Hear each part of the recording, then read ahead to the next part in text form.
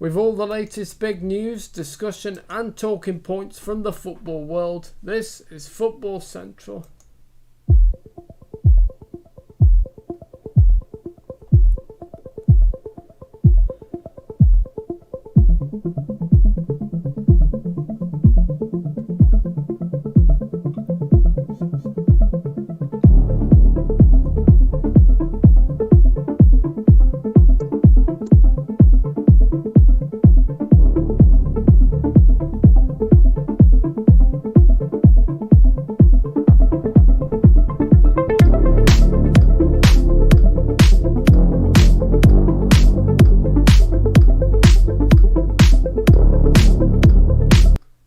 Go.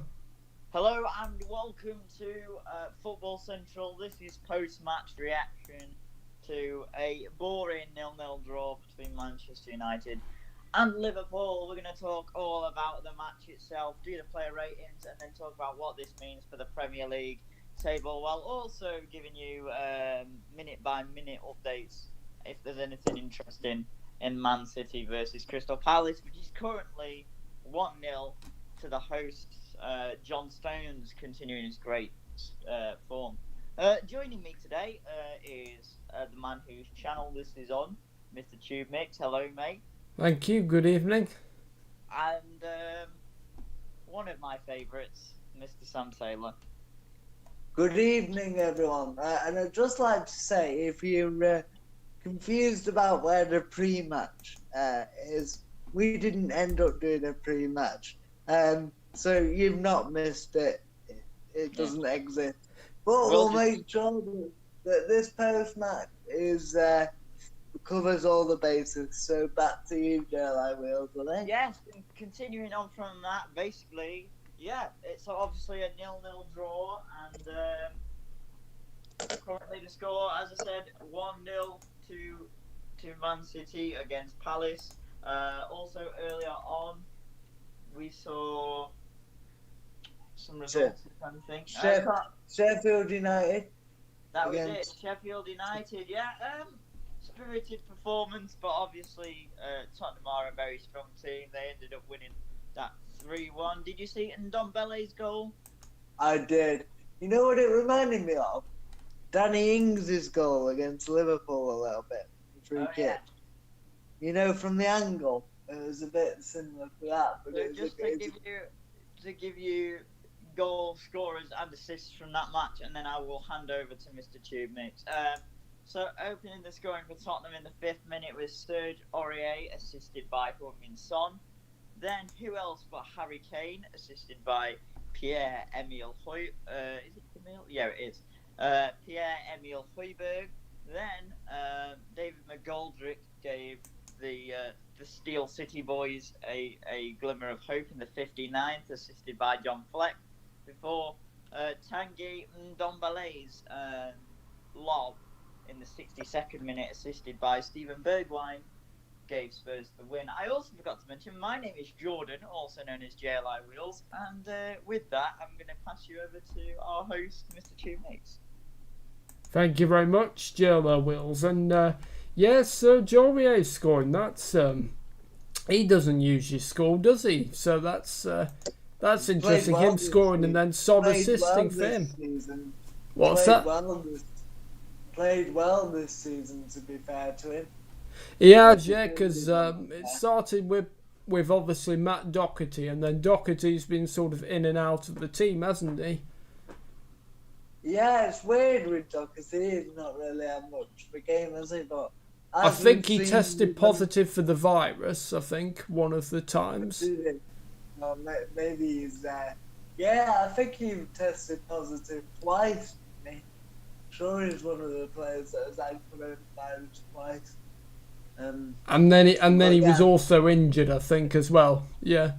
Yeah, so his time at Spurs has been punctuated a little bit, but I'm sure Matt Doherty's a great player, so I'm sure he is a good player. Yeah. I'm sure he'll challenge Aurier. Although every summer there's rumours that Aurier is going to leave Spurs, so it's a bit weird. Yeah, then he still plays. So well, yeah, I've never really I never really rated Aurier because, you know, the only useful thing he usually does is get a yellow card or get sent off usually whenever I've seen him play. But no, he seems to be actually doing quite well actually. But I think everyone at Tottenham, you know, it's a good time to be a Tottenham fan, I think, because there's a lot of players that are, you know, playing well, and that's good. Yeah, it's good for them to get a win. Obviously, they have dropped off a bit this month. Yeah, it's weird, isn't it? Because they were on such a good run, and then, yeah. I think Mourinho's got to be careful with the style that he plays eventually, because the Tottenham fans don't. Tottenham have a certain way of playing, and I think with the attacking players they've got, especially the Bale back. Yes. 2-0, by the way. I've just seen who scored. It looks like Ilkay Gundogan has smashed one in, and it is number 8, Ilkay Gundogan. Pretty central from the edge of the box. Yeah, his 4th Premier League goal in 6 appearances, in his last 6 appearances. Not bad. He's done very well since he's come back into the team, Gundogan. Yeah, big fan. Again, another player I've never rated particularly, but he seems to be doing well. No, I'm a big fan. Because I think he's a good player. I do too. Right, so first of all, before we get onto the player ratings, Sam, what were your thoughts on the Liverpool v United game? Well, I'd just like to start by saying that my predictions for this game when we did it on Thursday was 0-0. And as much as I hoped it wasn't going to be 0-0, I just had a feeling like that it was. Just because the two teams cancel each other out, I think all the players know each other's games. There's not, alright, you'd say that if Liverpool play the best, then obviously Liverpool are the better team. But there's not that much between them, so they sort of cancelled each other out. As Yes. Phil Foden warms up in front of me on the screen, and looks like he's coming on. But back to the game, I think Liverpool were better first half, created some chances. I do think it's interesting that everybody's been going on about the defence, and obviously Van Dijk and Gomez are big misses, and especially playing Henderson and Fabinho at the back, is obviously 2 midfield players playing centre half, which, yes, against top quality opposition, I'm sure if they played there consistently they would get exposed. But it's been the forward players that have struggled for Liverpool. Funnily enough, the front 3 are just going through the first little blip. I was watching them today, and they weren't quite on the same wavelength. Firmino missed some chances, and Mane didn't really get in the game. And the understanding between the 3, which is always seems to be almost telepathic, and they just seem to have dropped off. But the standards they've set have been so incredible, that 3. But I think that's something that needs to be worked on. I think just a bit of confidence lacking by that front 3. The quality's there and they'll come back, but just the form between them all is not there. You look at Liverpool now, they've not scored in the last three games, which I think shows the issues there. With that front 3 at the moment. I'm not saying drop any of them because they're amazing players. I'm just saying they're just going through a bit of a patch. As for United, I don't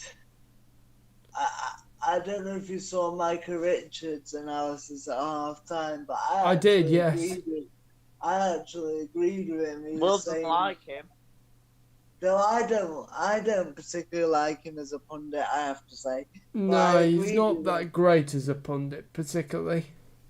I agreed with him when he said that United and United won't win the league just trying to play long counter-attacking football. Um, and I agree. I think we didn't we should have pressed more for me. I know that's weird to say because we were the away team, and obviously you don't want to give ground. But when you've got two centre midfielders as good as they are playing centre half, because centre half's all about pairing, I would have liked to have seen us really expose them and take Henderson and Fabinho on a bit more. And because however good you are, if you don't play in that position often, especially the two of them together, then I thought that was an area we could have exposed. But, you know, Liverpool were better in the first half without being brilliant, and we worked our way back into it a bit in the second half. Pogba had that chance near the end in the box, and obviously a couple of other half chances we had. But yeah, it wasn't the greatest game. I think both teams tried hard. It wasn't like the City. De Bruyne has just hit one just wide. It wasn't like the City, the City Man United game in the league, which I thought both teams were very negative at Old Trafford that day. But and that was 0-0. But I think they've sides tried to win it, but they just didn't get that final pass right or the final shot right, despite Alisson making a couple of good saves. And yeah, Liverpool didn't really test De Gea, but so 0-0's probably a fair result, or a draw. It's not a bad result, is it? You know, they're still top. From a United perspective, it's not bad. A point at Anfield. I think Yeah. that. I just feel we could have been a bit more attacking. I think the game was there to be won in the end for both teams. Yeah. For Liverpool, obviously the league's so tight, but I think they'll be a bit disappointed being the home team that they can get the win, especially with the way they played first half.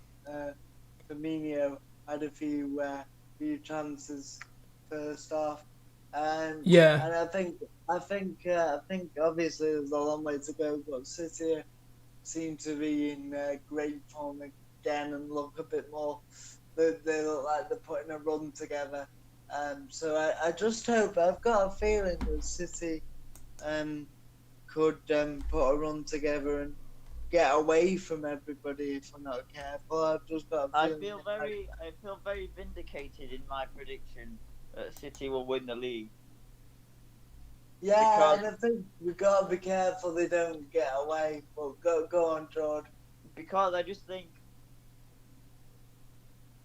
without the back four, you know, without like a sort of a recognised senior centre half, and with, you know, Firmino's sort of backed off form again, so I think it's wide open for City to take it, and I think they will.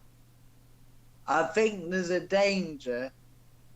I know City didn't have a great start to the season. Now, I'm not saying by any means this will happen, because it's a crazy season.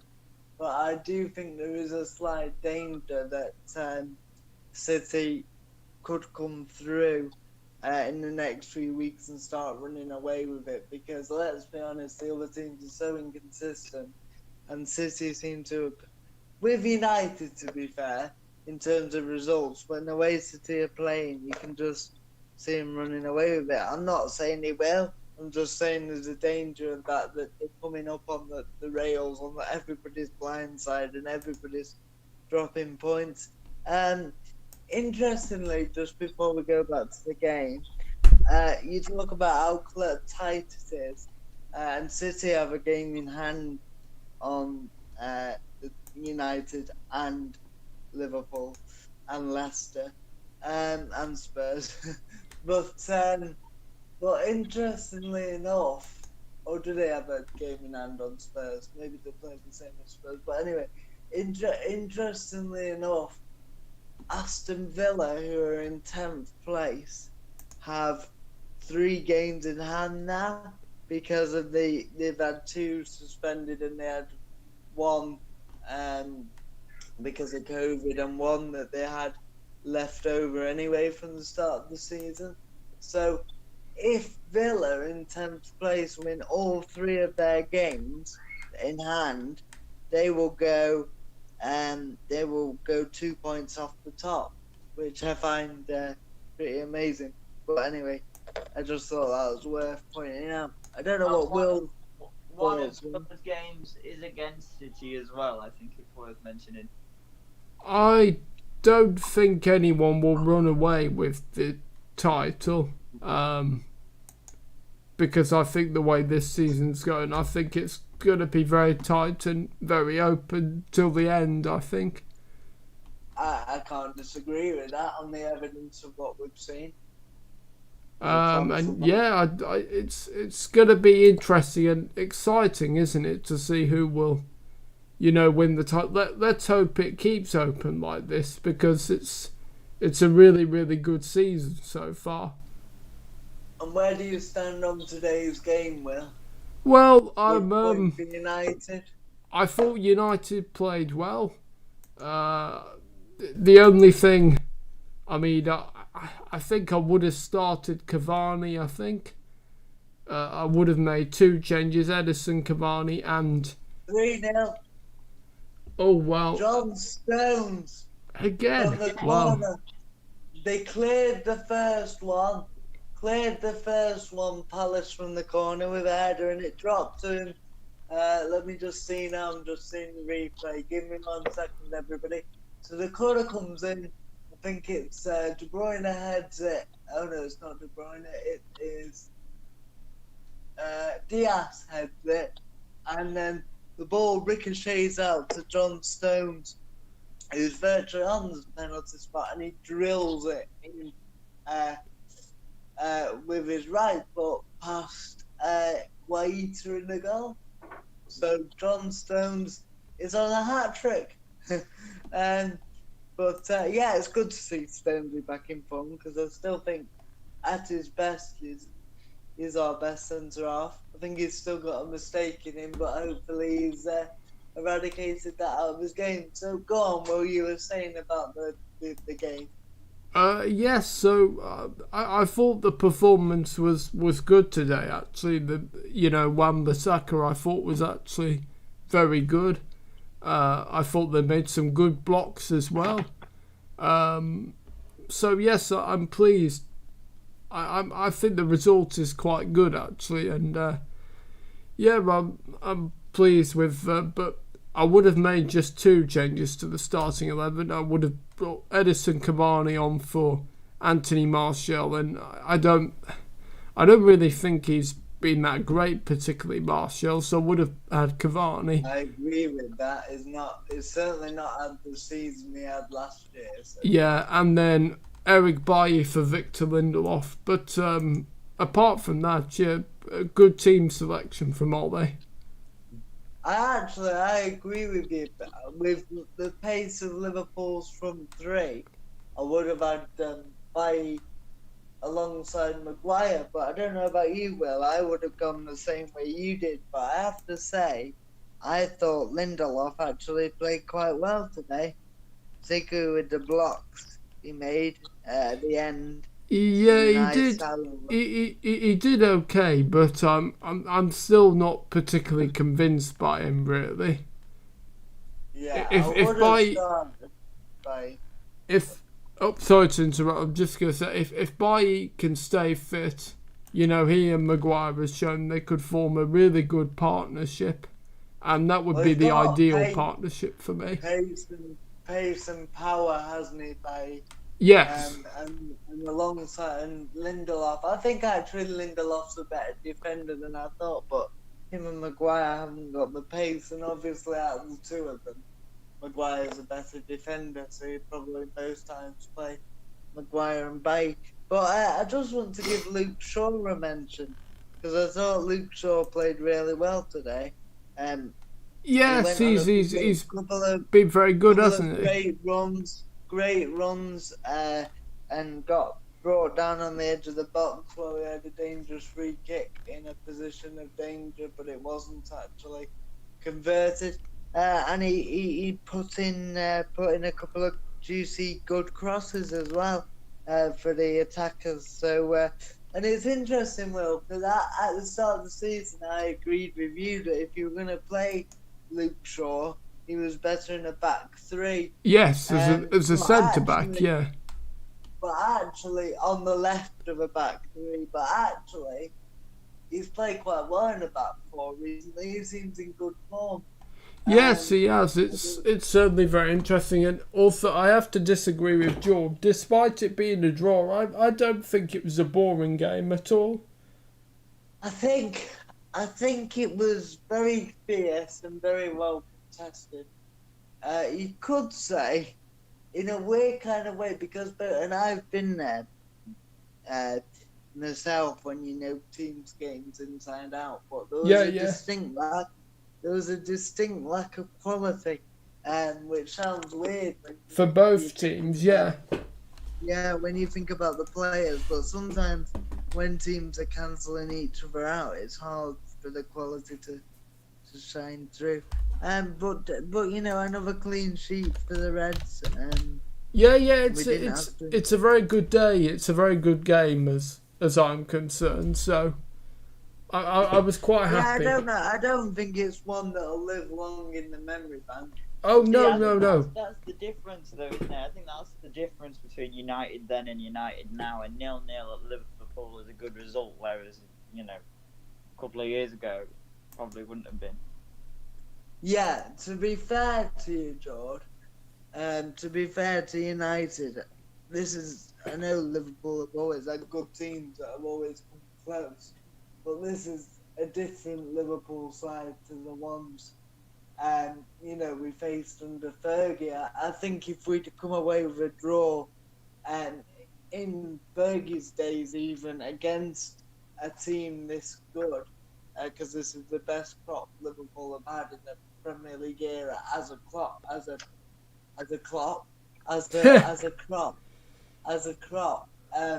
you'd obviously probably in those teams put Gerrard and Suarez in there, but as a group, it's the best they've had. So I think even Fergie's teams now, with this Liverpool side as it is now, would have taken the draw against them.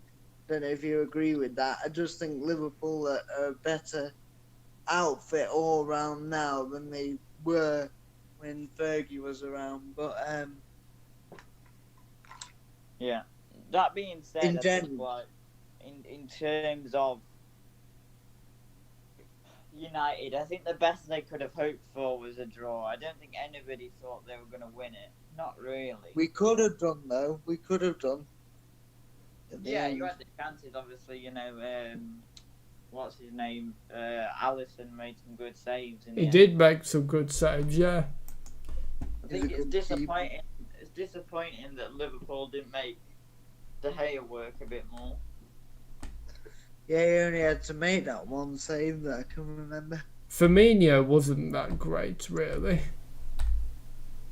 No, he's a bit inconsistent at the moment, but when I come back to it and say the front three didn't... I know they got cancelled out and it's difficult, but when they had chances one-on-one with defenders and chances, they all looked a bit short of confidence, and they've not... Liverpool as a team have scored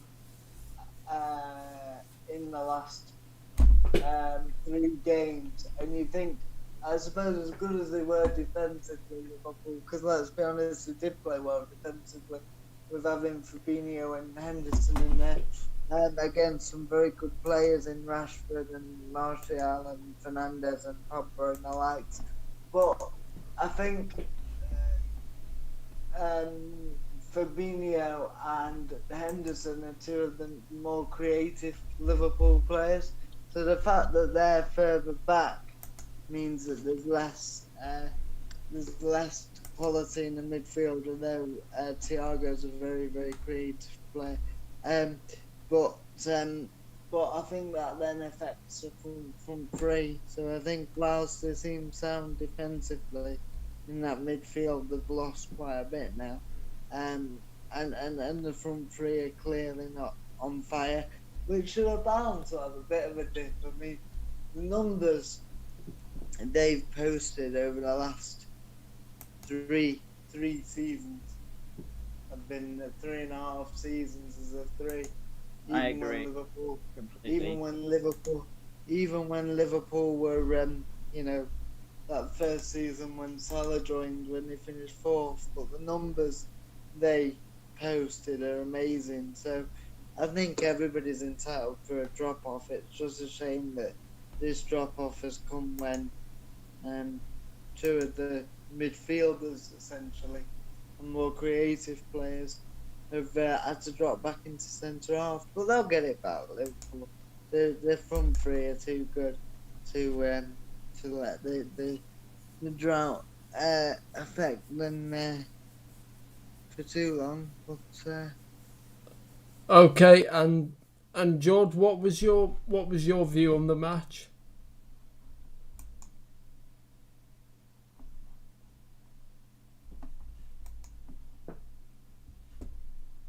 George, Geordie, you there? Yeah, I am here. Hang on. Yeah, no, it was. Like I said to you, I think I saw something perfect on the BBC Sport website where it was like, the most exciting game of the week was the Black Country Derby. Wolves beat West Brom, yeah. I saw it on Match of the Day, yeah. In a week where you've got Man United, versus Liverpool, and I think you do have to play defensive against the bigger teams because somebody like Liverpool, you give them the opportunity and they will tear you apart. Yes. And yeah, that's definitely very, you don't want that. I understand. I think that Liverpool obviously they didn't click. They didn't click very well. Going forward, they didn't. Yeah, no, I agree. I think. Although defensively, they'd probably be happy with that. Liverpool. United had defensive lapses in which an on form, a ready for it Liverpool would have capitalised. I agree. So for United, it's a point gain. For Liverpool, it's 2 points dropped. It is, but then you might say with the two makeshift centre halves. Yeah, Jordan Henderson playing centre back. As good as they are, and with Fabinho at this, Fabinho's played there a bit, but has not played there much with Hendo. So I think I think defensively Klopp will be happy, but because those two, it is very hard, and when you, as good as they are, it's hard to drop that. But going forward, he wouldn't be so happy. Although Ollie seemed really disappointed, actually. I don't know if you saw his post-match interview, Will, but he's normally quite upbeat, annoyingly so sometimes when we've not played well. But he looked down. He said he didn't really like the performance. I don't know if you saw that. Well, yeah. Well, I've not actually seen the interview, but I did see a picture and an article. I imagine though for him, sorry to interrupt, Will, I imagine though for him it's like, when are they going to make it click against the bigger teams? Because against the bigger teams, they haven't really done it yet. They got demolished by Spurs. Do you include Leicester in that? Oh yeah, I probably would. They got demolished by Spurs. They were lucky to get away with one against Chelsea. Got beaten by Arsenal. It got beaten by Arsenal. It was a poor game against City. Would have got, in a sense, got away with one today, but also, Liverpool weren't at it. No.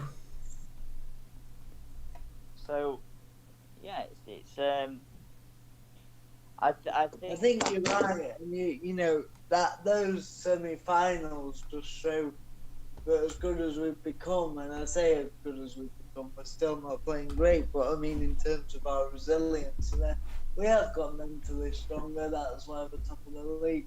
But you know, even when we're not playing well, that a few years ago, we would have 12 months ago, even 6 months ago, we would have lost that game. So there's promise there. But suppose when you look when we went out of the League Cup against Liverpool and against City, sorry, and then you look at the three semi-finals we made last year. You could say, well, it's great to make three semi-finals, which it is. It shows that we can get to the latter stages of competitions, but we don't seem to be able to get over that hurdle against the bigger teams consistently.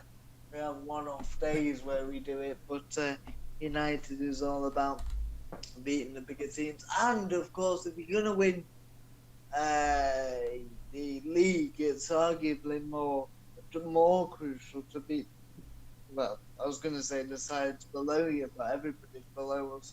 And you know, the sides that are in mid-table and lower down. But you've got to start beating the big boys, and we're not doing that.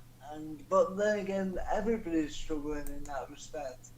You know, there's been some really funny results, and I think there will be until crowds come back in. I do. I mean, I know you always get one or two every couple of weeks normally anyway, but every week there seems to be, you know, that's why we've got such an exciting league Yeah, this I year. think while we're still in the peak of lockdown, you know, lockdown 3, the return of the lockdown, I think injury lists aren't gonna even out either. Like, there are teams that have really bad injury lists and others that aren't that bad. Yeah. Whether it's COVID or actual muscular injuries. You know, in that case, it does make it difficult. I think a lack of fans as well, as we discussed. Sorry to interrupt, but the smaller teams, when they go to the bigger teams, because there's no crowd, they don't fear as much. So you know, it becomes a more of an even playing field, which we saw in the foreign leagues when they came back before we did. That they were getting some lots more teams were winning away than they ever. The away team was winning a lot more than they ever have done, and that's the same in our league. So I think there's less fear. I saw it in other sports at the French Open. I know this is tennis, but there was no crowd there last year, and or there was, but it was a reduced crowd, small crowd, and a guy that was ranked 185 in the world, albeit he was French in his own Grand Slam, got to the quarter final. So, you know, and I think that was because, you know, he wasn't playing in front of a big crowd, so he wasn't overawed. And I think that's the same for smaller teams playing the bigger teams. Yeah, that fear factor's not there. I just want to point out as well. This is why I'm so confident about City. Is we're saying all this, but City are doing exactly what they've always done, and for some reason they've got into that groove. Whereas you would expect, you would have expected them to get into that groove a bit sooner, because they, man for man, arguably, you can make a case they have the strongest team in the league. They had the strongest squad in the league, that's for sure.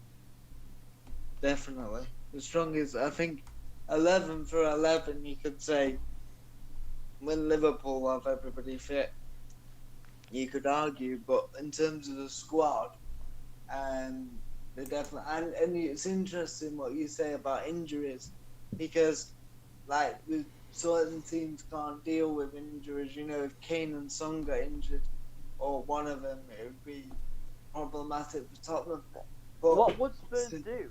Do you wonder? But City have, you know, so many good players that if they do get injuries, as long as it's maybe not at the back, if they do get injuries, they've got other players that can come in. So in that regard, as well with COVID and stuff, City are probably in the best shape here to cope without some players. What would Spurs do? Well, they've got a few more options than they had with Kane and Son last year. They're never going to replace them, but we've got Vinicius and Lucas Moura, who I'm a big fan of, and obviously Gareth Bale could come in. So they've definitely got more attacking options than they did. You know, so I think they'd be all right. They would still fight. Beforehand, I never, you know, if Kane and Son were injured for a long period of time, top four would be a challenge. But I think they wouldn't be able to challenge for the title if Kane or Son got injured. But as long as it was only one of them, I think with the players they've got now in those forward areas, it's still trying to the top. Let me just put across you a minute, because that's something that completely,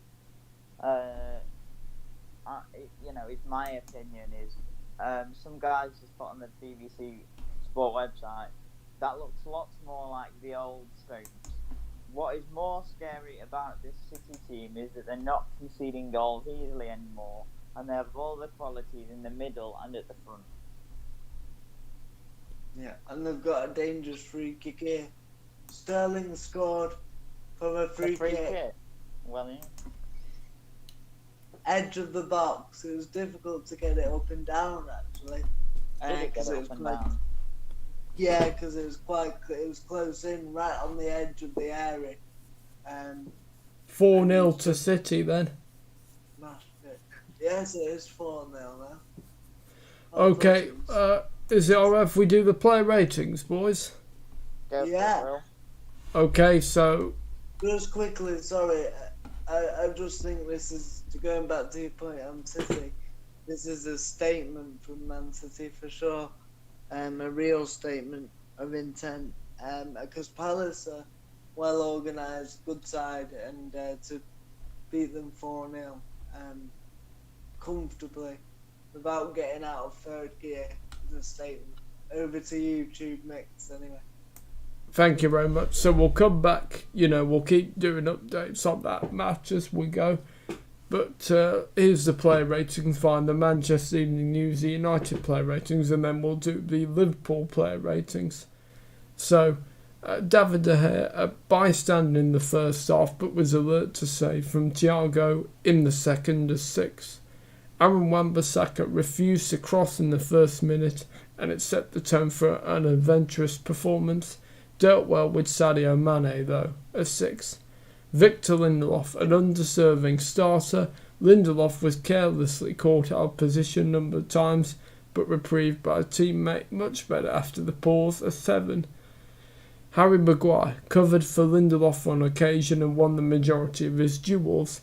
No conviction in bringing the ball forward, a 7. Luke Shaw continued his fine season at both ends, dealing with Mohamed Salah and creating United's best chance for Bruno Fernandes, an 8. Scott McTominay missed Anfield. Sorry, carry on. No, sorry, boys. What did you say? I just said I think he deserved that, sure. I think he was our best player on the day. Carry on. Scott McTominay missed at Anfield last season. McTominay shielded the back four with measured aggression and barely put a foot wrong, a 7. Fred pressed better than some of the forwards, but seldom left McTominay on his Todd. More reticent in the second half, a 6. Marcus Rashford moved back to... Oh, sorry, Sam, what did you say? Did you mean resilient? RETICENT.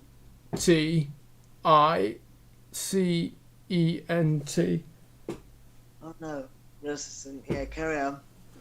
Marcus Rashford moved back to the centre forward's role and did not justify it. Seemed to be either offside or cede possession and rarely threatened from the flank of 4.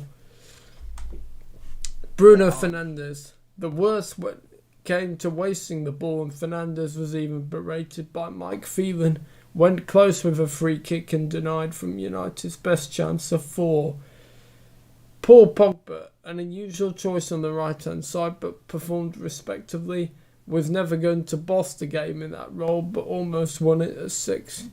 Anthony Martial, all lucky to start, never mind on the left. 1 virtuoso run aside, he made Trent Alexander-Arnold look better defensively than he is. A 4. And the subs, Edison Cavani, upgrade on Martial with 6. Mason Greenwood, too late to mark, so non-applicable. And manager Ole Gunnar Solskjaer was not vindicated in starting Martial ahead of Cavani and Pogba on the right. Was an unsuccessful experiment, a 6. And that concludes your player ratings. Who's doing the? Do you want me to do the Liverpool ones?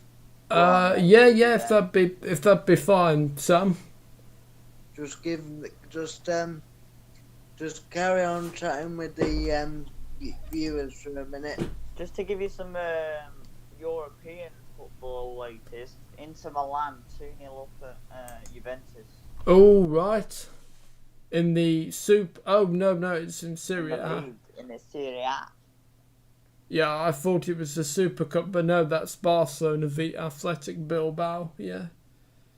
I saw just quickly on transfer news that Ericsson might want to go back to Tottenham. Yeah. Sorry? He's keen to come back. If I was Yeah, Spurs, I'm I wouldn't bring him surprised about back. He'd be good for Spurs, a bit more creativity in the midfield. Yeah, As good as... I think if they get the chance, I would. Definitely, he's a good player. Well, I I know, but the way he left, I don't think it's worth that it. bad. He carried on. He carried on playing. His head was gone though, wasn't it? That doesn't matter. It's not like I thought he still gave his best. his form dropped off. It's not like he didn't want to play. I don't think Tottenham need him anyway. So no, I wouldn't take him back. I think that they need I him. think you give them a real good option in midfield. Yeah. And I think as well he's a goal scoring midfielder, isn't he, as well? Which is probably something else they need just in case Kane and Son, Well, just my view, obviously. I mean, I know he was a good player, but no, I think that it's that era's finished now, so time to move on. Yeah, I mean, I'm surprised that he has said he would like to come back. Yeah, it's interesting. I thought, he wanted a new challenge, and alright, it didn't work, but right. So these player ratings are from This Is Anfield. Oh right, okay. So, yes. Over to Sam Taylor with the player ratings then for Liverpool. Oh, so it gives them out of 10 here, as we know, but it's just saying it. So yeah, that's fine. Alisson, 9 out of 10. Liverpool's makeshift defence meant Alisson could have had a busy afternoon on his hands, and he ended up being one of the outstanding players. One quick piece of decision making allowed him to race out and thwart brought Marcus Rashford when he may have been onside, while he also made a huge save to deny Bruno Fernandes and Paul Pogba in the second half. The best goalkeeper deliver when they are called into action. So Alisson is the best in the business. Trent Alexander-Arnold a 5. Alexander-Arnold has been in poor form by his high standard, and this was another performance that lacked his usual quality. His cross felt hit and hope too often, failing to beat the first man a number of times, and one misjudged lap at the other end almost caused trouble. This is a blip for a wonderful young player who clearly needs a rest. Fabinho, 9. The Brazilian has been superb this season, and this is yet another immaculate display at the heart of the Reds' defence. He bit into tackles, won aerial duels, and helped Jordan Henderson through a tough game, looking like someone who had played there for years. A wonderful footballer. Jordan Henderson, an 8. In what was a far from ideal situation, Henderson started at centre-back alongside Fabinho, and was the case against Southampton, but this time on the left of the two, where he looked much more comfortable. Given Liverpool's dominance of possession, the skipper was able to coast through part of the game, but he did a brilliant job in an unfamiliar role as United threatened more. Deserves great praise for slotting in. Hopefully he doesn't have to play there again for a while though. Andy Robertson, 6. Robinson is another who has been one of Liverpool's standout performers in 2020-21 so far, but this was one of his less effective outings. The Scot was strangely slack with his end product at Anfield, skewing a few crosses and sending one shot sailing into the Anfield Road end. Another who would benefit if his deputy was trusted by the manager and wasn't being forced to start every single game. Thiago, an 8. At long last, Thiago made his Liverpool home debut.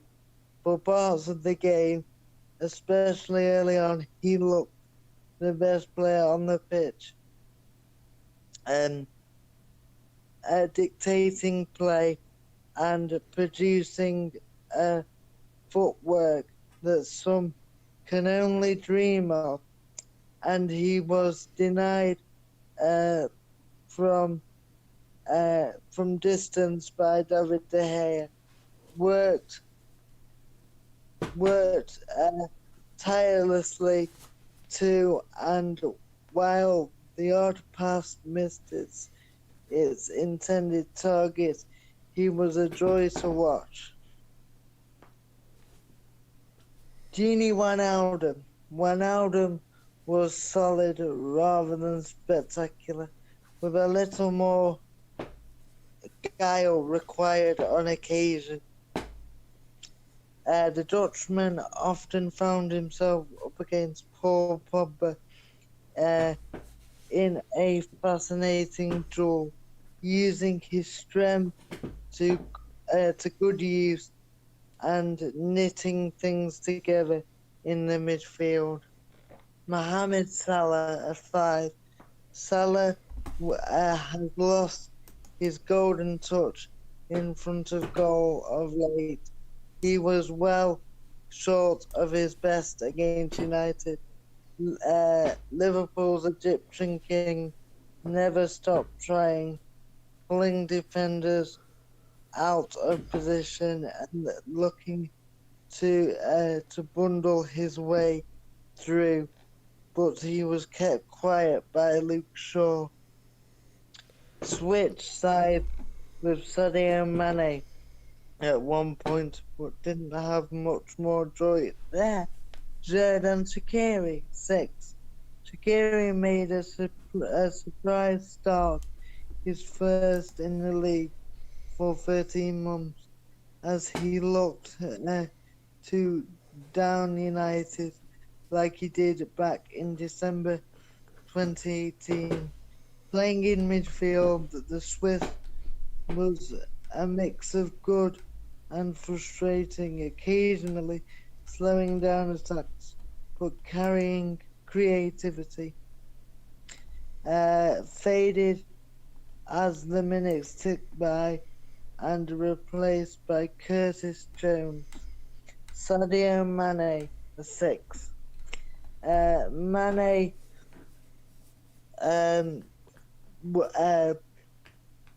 occupied his usual left side berth, aiming to return to the world-class form he has shown so often, produced since joining in 2016.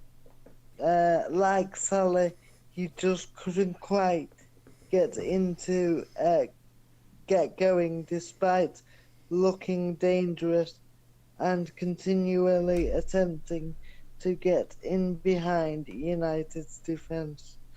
Final ball left a lot to be desired. Roberto Firmino, 4. Oh Bobby, why can't you just be an elite finisher? The Brazilian struggled badly in his all-round game and had 3 great chances, came and kept when he should have done better. Uncharacteristically made the wrong decision in a couple of times, as well as shooting when teammates were in great positions. When he doesn't click, neither did Liverpool. It's a good statement, that. Curtis Jones on for Shaqiri, 76th minute, a 6. Fairly unnoticeable, but did a job. Divock Origi on for Firmino, 85th minute, but not on long enough to rate. No time to make a real impact. James Milner on for Wijnaldum, made one important tackle, but only on the pitch for a few minutes. Jurgen Klopp, a 6. Klopp hasn't been happy with individuals in recent weeks, and he faced a huge afternoon at Anfield Liverpool were again lacking the spark in the final third, which the manager will be concerned about. No goals in the league now for almost 350 minutes of football. Considering the injuries at the back, the Reds did well to keep United quiet for the most part, and his decision to play Henderson at the back paid off and clearly had been well trained this week. The Reds have to up their game though, and Klopp will know it. And that concludes the player rating. Sorry for the delay, they've written more on there than the United player ratings. No, that's all right. But there we have it. Right, so thank you very much, Sam. So Rangers in the Scottish Premiership, it finished Motherwell 1, Rangers 1. Cole in the 20th minute, assisted by Watt, and Itten in the 72nd minute to rescue a point. Barisic, I think. Well, I'm not sure, but anyway, yeah. So Rangers are still top. Did Celtic play? Celtic played yesterday. They drew 0-0 with Livingston. Oh, right, so they didn't make any ground up on Rangers then?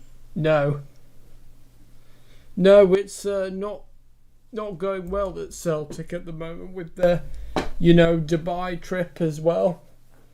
I know, is George still there? Jordan, Yes. you still there? Yes, I am. Yeah. Oh, right, okay. I'm working tomorrow, so I'm sorting myself out. Oh, sorry, Jordan, yeah. So AC Milan are set to sign Mandzukic.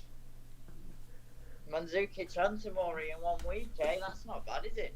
Yeah, not bad at all. Tomori gone on loan, has he? He's about to go, isn't he? Yes. On loan? Yes. With a 25 million option to buy or something. Oh, because Frank Lampard said he still had a future at Chelsea the other day when he was interviewed. He said he saw his long-term future at Stamford Bridge.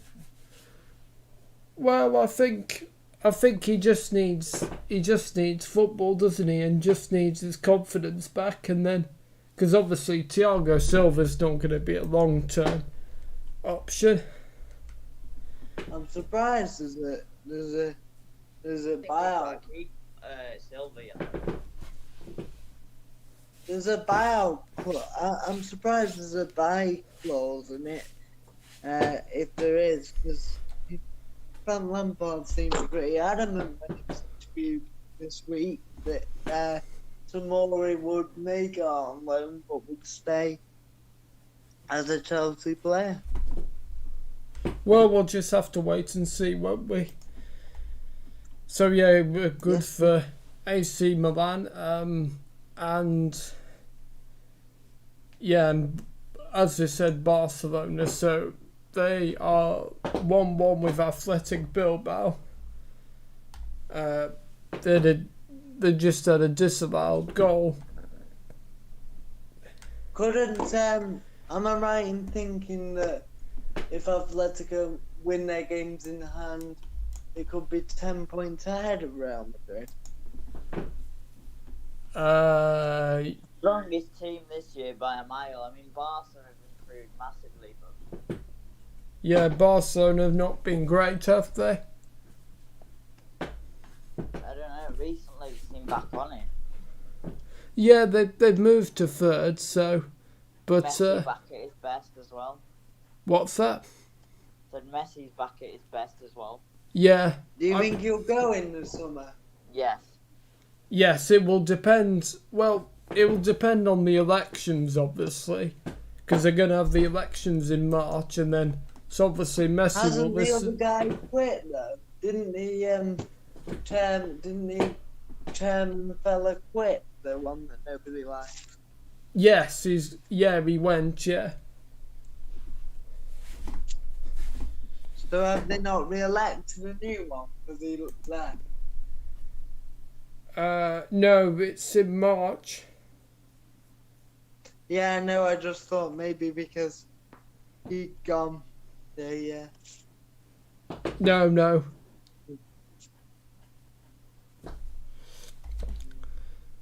Yeah, and I don't know if we said this, but Mesut Ozil is heading to Fenerbahce. Yeah.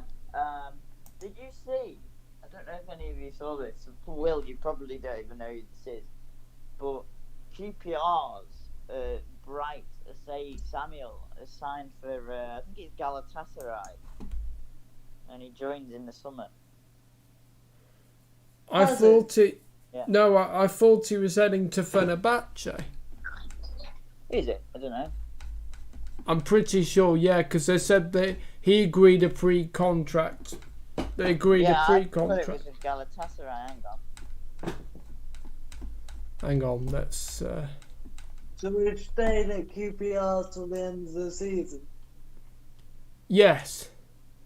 Oh, yeah, Fenerbahce in the summer.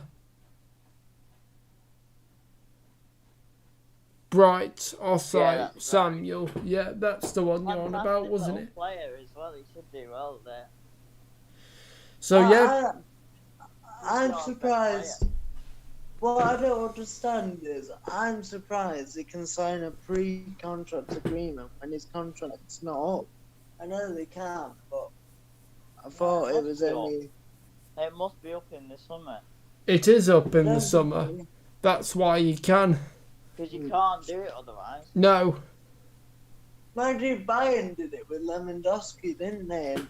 And was it? I'm not sure his contract was up, was it? And talking. Yeah, it must have been. And go on. And funnily, you mentioned Robert Lewandowski because he's set another Bundesliga record. He has. And what's that? Well, he's the first player to score 21 goals in the first 16 matches. That's a ridiculous return. And that is Lewandowski, is also set a record, so he's on target to surpass someone called Gerd Müller, 40 goal mark set 49 years ago. You don't know Gerd Müller? No. One of Bayern Munich's best ever players. One of Germany's best ever players. Nope, not heard of Gerd Müller. As well, didn't he? Absolute goal machine. Nope. You mean if he carries on the rate he's at now, he's on target to surpass? Yes. One of Germany's footballer's biggest legends. Hasn't he already surpassed that in previous season? Well, it says here he's on target to surpass Gerd Müller's 40 goal mark set 49 years ago. Obviously not. He deserves to be player of the year, though. I thought he did that last season, didn't he? No, I did. Well, it says here you can look it up yourself. Maybe that was in all competition. It's still Inter Milan 2, Juventus 0, Vidal and Barella. Barella Vidal. also. Is that Vidal? Vidal. Oh, right, okay. Barella scoring in the 52nd minute, also assisting in the 12th minute, and someone called Bastoni in the 52nd minute. Marco Bastoni. Right. That's interesting then, because it comes right down to the wire between the two Milan clubs. Yes. What does? The title race. Not really. We're not. We're not near the end of the season yet. Yeah, but the top two are AC and Inter Milan. That's what I'm saying. Oh right, yeah, the rivals. Yep. Stefano Polli's done a great job there. Who's he the manager of? AC Milan. Yeah. Yeah, well, AC Milan are a big club. Yeah, and I feel like they've always had the players to do as well as they are doing at the minute. Yeah, they've just not always delivered.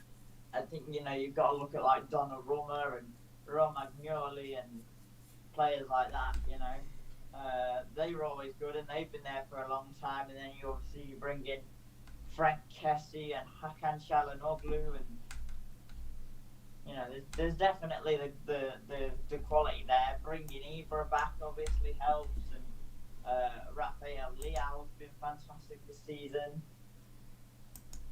So, they've got enough, but will they do it is another question. Who knows? I think it'll be tight. I think Mandzukic is a very interesting signing because he has, he's played for Juventus before, Yes. so he will know he knows that league. Yes. Who has? Mandzukic. Yeah, he's a good player as well. He must be getting on a bit now.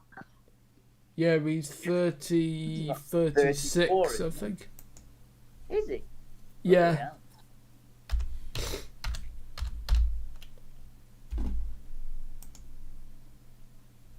Oh, 34. Oh, okay.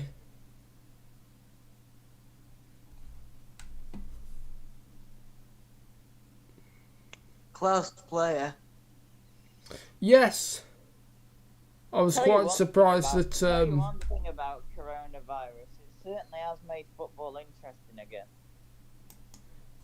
Yes, and at least Oh. it's still going, isn't it? At least it's giving people something to look forward to. Yeah, it's not safe though, but at least it's, like you said, at least it's something for people to look forward to. What happened to me? Sorry. Right. Just had a Well, I strange think I'm about ready to wrap it up there. I think. You've had a strange text. Who from? No, just from Badu. It's alright. Eh? Oh Jesus! Saying my payment for premium's been cancelled. Anyway. You're not on my new premium, are you? I Oh Christ! So, are you boys ready to wrap it up there? Oh, it's doing it. Yeah. Yeah. Bring us home, Sam. Right. Well, before we say goodbye, have we got any comments? No. No. Well, yeah. I hope you found our performance, our analysis better than the game itself. A good point for United. Not so great for Liverpool, but still a long way to go in this fascinating Barclays Premier League season. Well, Barclays not- have not sponsored them for a good few seasons Sorry. now. Yeah, no, it's not Barclays Premier League. The Premier League, I do apologise. Premier League. Sorry? It's the English Premier League. Sam's been In the- living in a cave, obviously. Yeah, no, sorry, I just had a moment. Well, that's It's what he 'cause gets I'm- when he's out in the country. It's because I was watching an old Barclays Premier League season they had on Sky the other Oh, I week. love watching. Yeah, I do too. With, like, Nostalgic. Is it Georgie Thompson that narrates them? Yes, she does. Yeah, it does some of them. Anyway, yeah, so from all of us, that's That's myself, TubeMix, and Thank you. JLIWheels. Thank you very much. Thank you very much for watching, and myself, Sam Taylor. If you have liked today's episode, please like, comment, and subscribe to the TubeMix YouTube channel. We will be back on. Well, we weren't sure whether it's Thursday or Friday, are we? United are next playing on Wednesday as well. All right. Okay. Well, we'll be back. Are we doing that one? Well. Yeah, I presume so. It'll just Right, be you guys and or Al. That's fine. We will be back on Wednesday then with the next United game, and the football roundup will follow either Thursday or Friday. So to be confirmed. Anyway, thanks everybody for watching. Stay safe and keep your heads held high. Hopefully normality's coming. From all of the Football Central team, good night. Good night. Good night. Stay safe.